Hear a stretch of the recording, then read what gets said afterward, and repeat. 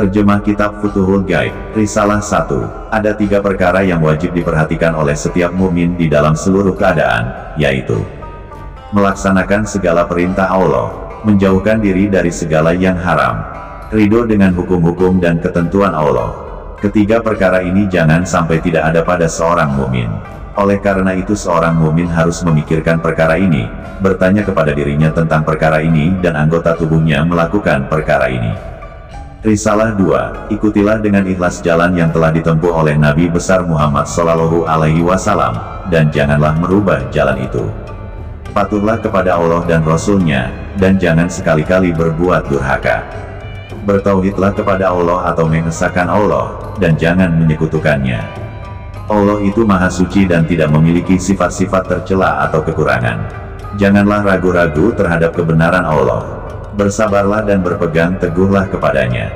Bermohonlah kepadanya dan tunggulah dengan sabar. Bersatu padulah dalam mentaati Allah dan janganlah berpecah belah. Saling mencintailah di antara sesama dan janganlah saling mendengki. Hindarkanlah diri dari segala noda dan dosa. Hiasilah dirimu dengan ketaatan kepada Allah. Janganlah menjauhkan diri kepada Allah dan janganlah lupa padanya. Janganlah lalai untuk bertobat kepadanya dan kembali kepadanya.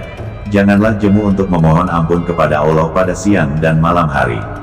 Mudah-mudahan kamu diberi rahmat dan dilindungi olehnya dari mara bahaya dan azab neraka, diberi kehidupan yang berbahagia di dalam surga, bersatu dengan Allah dan diberi nikmat-nikmat olehnya.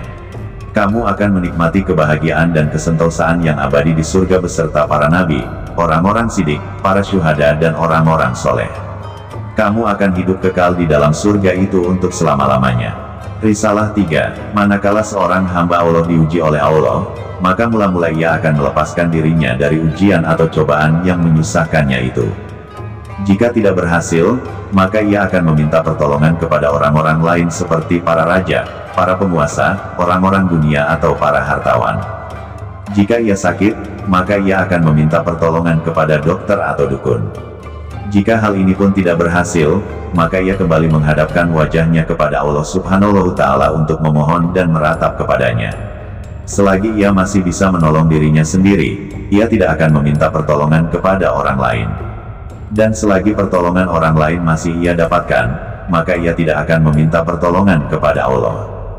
Jika ia tidak mendapatkan pertolongan Allah, maka ia akan terus meratap, sholat, berdoa dan menyerahkan dirinya dengan sepenuh harapan dan kecemasan terhadap Allah Ta'ala. Sekali-kali Allah tidak akan menerima ratapannya, sebelum dia memutuskan diri dari keduniaan.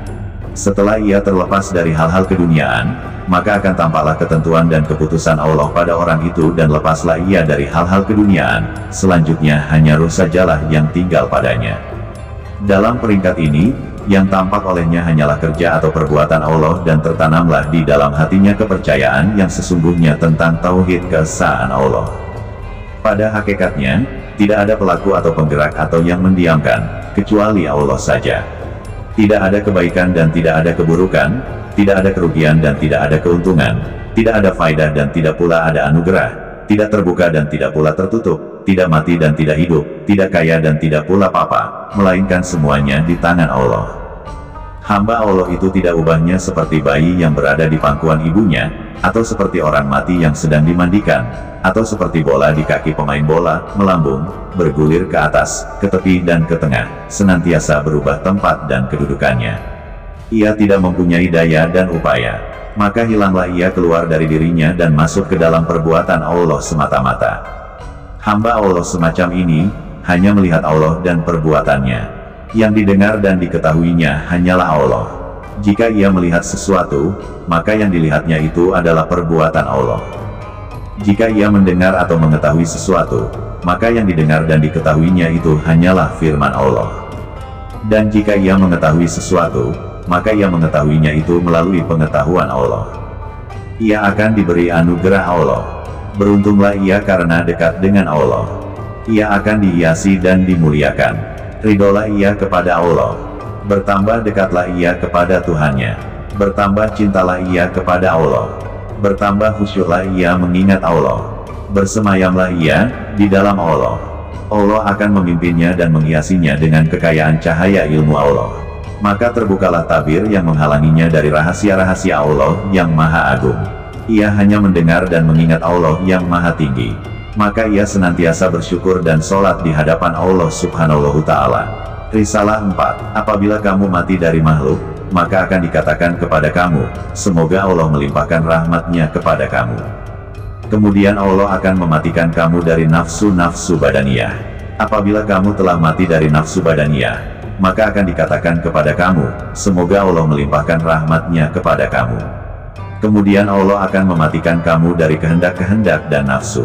Dan apabila kamu telah mati dari kehendak dan nafsu, maka akan dikatakan kepada kamu, semoga Allah melimpahkan rahmatnya kepada kamu. Kemudian Allah akan menghidupkan kamu di dalam suatu kehidupan yang baru. Setelah itu, kamu akan diberi hidup yang tidak ada mati lagi. Kamu akan dikayakan dan tidak akan pernah papa lagi. Kamu akan diberkati dan tidak akan dimurkai. Kamu akan diberi ilmu, sehingga kamu tidak akan pernah bodoh lagi. Kamu akan diberi kesentosaan dan kamu tidak akan merasa ketakutan lagi. Kamu akan maju dan tidak akan pernah mundur lagi. Nasib kamu akan baik, tidak akan pernah buruk. Kamu akan dimuliakan dan tidak akan dihinakan. Kamu akan didekati oleh Allah dan tidak akan dijauhi olehnya. Martabat kamu akan menjadi tinggi dan tidak akan pernah rendah lagi. Kamu akan dibersihkan, sehingga kamu tidak lagi merasa kotor. Ringkasnya, jadilah kamu seorang yang tinggi dan memiliki kepribadian yang mandiri. Dengan demikian, kamu boleh dikatakan sebagai manusia super atau orang yang luar biasa. Jadilah kamu ahli waris para rasul, para nabi dan orang-orang yang sidik. Dengan demikian, kamu akan menjadi titik akhir bagi segala kewalian, dan wali-wali yang masih hidup akan datang menemui kamu. Melalui kamu, segala kesulitan dapat diselesaikan, dan melalui sholatmu, tanaman-tanaman dapat ditumbuhkan, hujan dapat diturunkan, dan malapetaka yang akan menimpa umat manusia dari seluruh tingkatan dan lapisan dapat dihindarkan. Boleh dikatakan kamu adalah polisi yang menjaga kota dan rakyat. Orang-orang akan berdatangan menemui kamu dari tempat-tempat yang dekat dan jauh dengan membawa hadiah dan oleh-oleh dan memberikan khidmat atau penghormatan mereka kepadamu. Semua ini hanyalah karena izin Allah yang Maha Perkasa dan Maha Kuasa jua. Lisan manusia tak henti-hentinya menghormati dan memuji kamu. Tidak ada dua orang yang beriman yang bertingkah kepadamu. Wahai mereka yang baik-baik, yang tinggal di tempat-tempat ramai dan mereka yang mengembara, inilah karunia Allah. Dan Allah mempunyai kekuasaan yang tiada batas. Risalah 5. Apabila kamu melihat dunia dikuasai oleh ahli-ahli dunia dengan perhiasan dan kekosongannya, dengan penipuan dan perangkapnya, dan dengan racunnya yang membunuh yang di luarnya nampak lembut, tetapi di dalamnya sangat membahayakan, cepat merusak dan membunuh siapa saja yang memegangnya, yang menipu mereka dan yang menyebabkan mereka lengah terhadap dosa dan maksiat. Apabila kamu lihat semua itu, maka hendaklah kamu bersikap sebagai seorang yang melihat seseorang yang sedang buang air besar, yang membuka auratnya dan mengeluarkan bau busuk. Dalam keadaan seperti itu, hendaklah kamu memalingkan pandanganmu dari ketelanjangannya, dan menutup hidungmu supaya tidak mencium baunya yang busuk. Demikian pula lah hendaknya kamu bersikap kepada dunia. Apabila kamu melihatnya, maka hendaklah kamu memalingkan pandanganmu dari pakaiannya dan tutuplah hidungmu supaya tidak mencium bau busuk gemerlapannya, yang tidak kekal. Semoga dengan demikian kamu dapat selamat dari bahaya dan cobaannya. Apa yang telah ditetapkan Allah untukmu, pasti akan kamu rasakan. Allah telah berfirman kepada Nabi Muhammad SAW, dan janganlah kamu tujukan kedua matamu kepada apa yang telah kami berikan kepada golongan-golongan dari mereka, sebagai bunga kehidupan dunia, untuk kami cobai mereka dengannya. Dan karunia Tuhan kamu adalah yang lebih baik dan lebih kekal. Quran Surah 20 ayat 131. Risalah 6. Allah Ta'ala tidak akan menyertai kamu, sekiranya semua nafsu dan kehendakmu itu tidak diluluhkan. Apabila semua itu telah hancur dan luluh, dan tidak ada lagi yang tersisa pada dirimu, maka telah pantaslah kamu untuk diisi oleh Allah, dan Allah akan menjadikan kamu sebagai orang baru, yang dilengkapi dengan tenaga dan kehendak yang baru pula. Jika egomu tampil kembali, walaupun hanya sedikit, maka Allah akan menghancurkannya lagi, sehingga kamu akan kosong kembali seperti semula, dan untuk selamanya kamu akan tetap luluh hati. Allah akan menjadikan kehendak-kehendak baru di dalam diri kamu, dan jika dalam pada itu masih juga terdapat diri atau ego kamu, maka Allah pun akan terus menghancurkannya. Demikianlah terus terjadi hingga kamu menemui Tuhanmu di akhir hayatmu nanti. Inilah maksud firman Tuhan, sesungguhnya aku bersama mereka yang telah luluh hatinya karena aku. Kamu akan mendapatkan dirimu kosong, yang sebenarnya ada hanyalah Allah. Di dalam hadits qudsi, Allah berfirman, "Hambaku yang taat senantiasa memohon untuk dekat denganku melalui solat-solat sunatnya. Sehingga aku menjadikannya sebagai rekanku, dan apabila aku menjadikan dia sebagai rekanku, maka aku menjadi telinganya yang dengan itu ia mendengar, menjadi matanya yang dengannya dia melihat, menjadi tangannya yang dengannya ia memegang dan menjadi kakinya yang dengannya ia berjalan, yakni ia mendengar melalui aku, memegang melalui aku, dan mengetahui melalui aku." Sebenarnya, ini adalah keadaan fana atau hapusnya diri. Apabila kamu sudah melepaskan dirimu dan makhluk, karena makhluk itu bisa baik dan bisa juga jahat, dan karena diri kamu itu bisa baik dan juga bisa jahat, maka menurut pandanganmu tidak ada suatu kebaikan yang datang dari diri kamu atau dari makhluk itu, dan kamu tidak akan merasa takut kepada datangnya kejahatan dari makhluk. Semua itu terletak di tangan Allah semata. Karenanya, datangnya buruk dan baik itu, Dialah yang menentukannya semenjak awalnya. Dengan demikian, Dia akan menyelamatkan kamu dari segala kejahatan makhluknya, dan menenggelamkanmu di dalam lautan kebaikannya.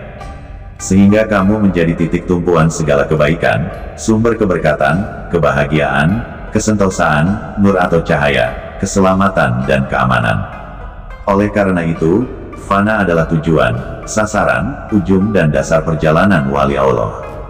Semua wali Allah, dengan tingkat kemajuan mereka, telah memohon dengan sungguh-sungguh kepada Allah untuk menggantikan kehendak atau kemauan mereka, dengan kehendak atau kemauan Allah. Mereka semuanya menggantikan kemauan atau kehendak mereka dengan kemauan atau kehendak Allah. Pendek kata, mereka itu memfanakan diri mereka dan mewujudkan Allah. Karena itu mereka dijuluki Abdal, perkataan yang diambil dari kata Badal, yang berarti pertukaran. Menurut mereka, menyekutukan kehendak mereka dengan kehendak Allah adalah suatu perbuatan dosa. Sekiranya mereka lupa, sehingga mereka dikuasai oleh emosi dan rasa takut, maka Allah yang Maha Kuasa akan menolong dan menyadarkan mereka. Dengan demikian mereka akan kembali sadar, dan memohon perlindungan kepada Allah. Tidak ada manusia yang benar-benar bebas dari pengaruh kehendak egonya atau dirinya sendiri, kecuali malaikat. Para malaikat dipelihara oleh Allah dalam kesucian kehendak mereka, dan para nabi dipelihara dari nafsu badaniyah mereka. Sedangkan jin dan manusia telah diberi tanggung jawab untuk berakhlak baik, tetapi mereka tidak terpelihara dari dipengaruhi oleh dosa dan maksiat. Para wali dipelihara dari nafsu-nafsu badaniyah dan abdal dipelihara dari kekotoran kehendak datuniyat.